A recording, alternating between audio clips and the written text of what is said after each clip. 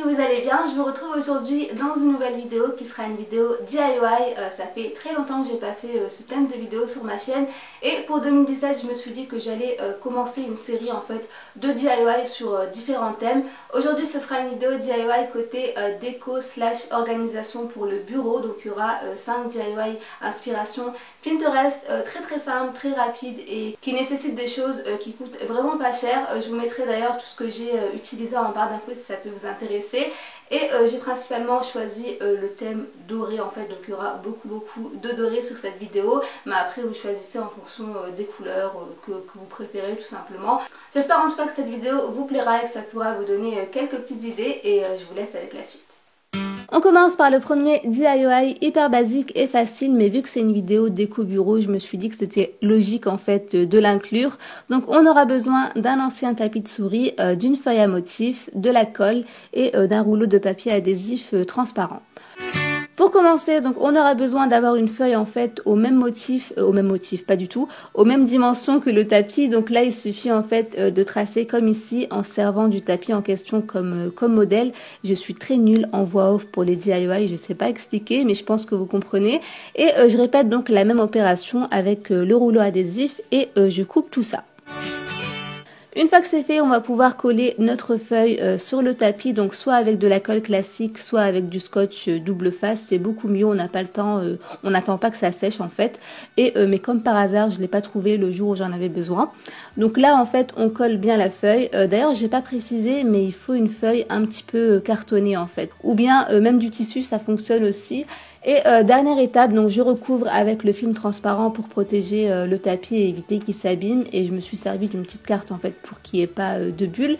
Et voilà pour le premier DIY, c'est hyper simple et on peut changer tant qu'on veut en fonction de la déco.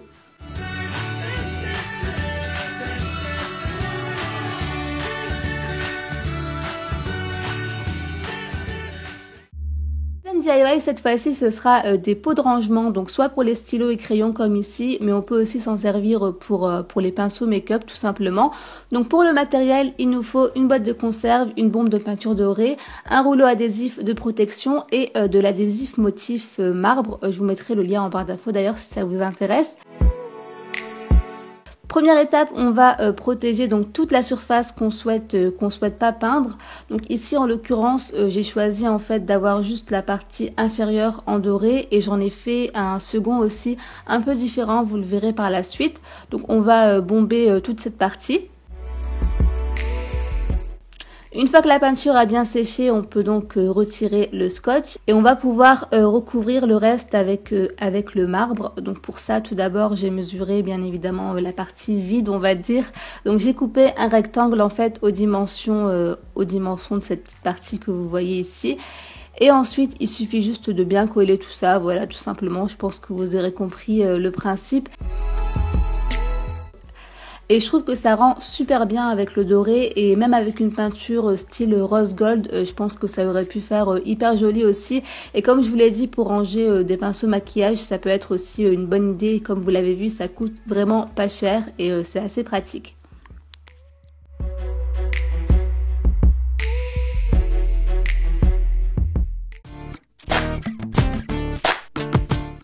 Ensuite, troisième DIY, donc ce sera ce petit rangement pour accessoires de bureau. Donc il nous faut cette fois-ci un petit bol que j'ai trouvé chez Emma, une bombe de peinture dorée, du scotch de protection et de la peinture colorée. Je commence tout d'abord par protéger toute la surface extérieure avec le scotch. Là cette fois-ci, je veux que l'intérieur en fait soit en doré.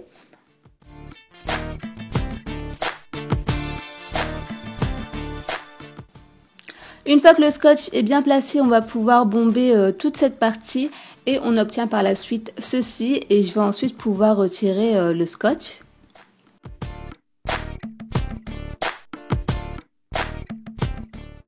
Et ensuite, dernière étape, on va donc se servir de la peinture donc pour dessiner, je dis beaucoup donc, pour dessiner des petits motifs. Donc là, en fait, j'ai fait des petites fleurs, voilà, j'étais pas trop inspirée, c'est le seul truc qui m'est venu en tête. Mais après, peu importe si c'est hyper régulier ou pas, ça reste quand même un DIY. Et voilà, on laisse sécher tout ça et c'est terminé. Et comme vous le voyez ici, j'ai mis des petits accessoires pour bureau, mais comme tout à l'heure, on peut aussi s'en servir pour autre chose, par exemple pour ranger des bijoux comme des bagues ou quoi. Je trouve que ça peut faire super sympa.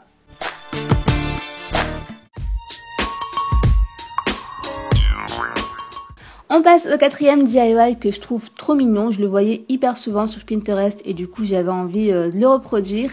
Il nous faut donc un cadre, une feuille blanche, 3 paires de faux cils, de la colle et un feutre noir. Je vais d'abord détacher donc la partie intérieure du cadre pour pouvoir m'en servir ensuite pour tracer un rectangle de la même taille. Donc voilà, je vais m'en servir comme tout à l'heure avec le tapis à souris comme modèle.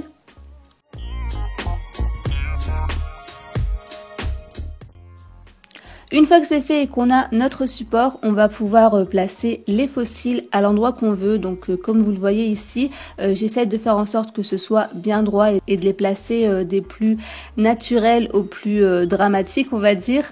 Donc après ça, on colle les faux cils et en fait, il faut faire en sorte que la forme des faux cils reste et surtout pas les plaquer parce que sinon c'est pas très joli. Donc je mets la colle en forme un petit peu arrondie, voilà comme la forme du faux cil et je viens les coller par-dessus. Une fois que les faux cils sont bien collés, vu que ça fait un petit peu vide quand même, on peut écrire donc soit 3 mots qui s'enchaînent ou bien une phrase, peu importe, mais je trouve que ça fait beaucoup plus joli. Donc j'ai tout d'abord écrit au crayon pour pas me tromper et ensuite je suis venue écrire par-dessus au feutre et intensifier le tout. Et voilà, après on remet le cadre en place mais sans la partie en verre puisque comme je l'ai dit tout à l'heure, le but c'est que les faux cils gardent leur forme.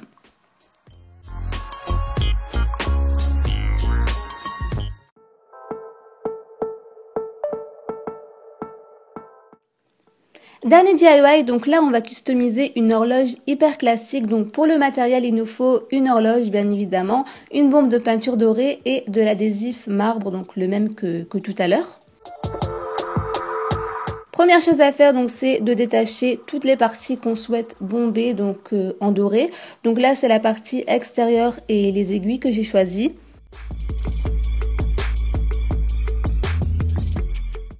Une fois que c'est fait et que ça a bien séché, on obtient donc ceci et on passe maintenant à l'intérieur de l'horloge. Donc là à la base, je pensais en fait que l'intérieur pouvait s'enlever mais en fait tout était collé.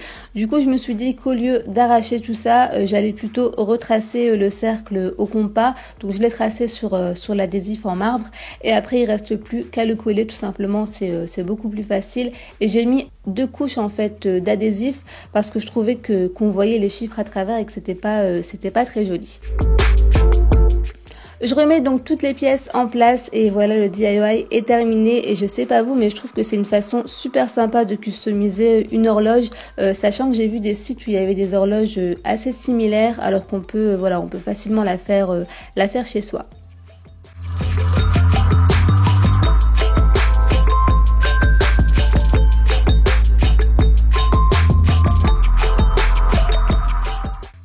Voilà pour les 5 DIY, je vous montre ici un petit aperçu un peu plus global du bureau pour que vous puissiez voir ce que ça donne. En tout cas, n'hésitez pas à me donner vos avis en commentaire et dites-moi aussi quel a été votre DIY préféré.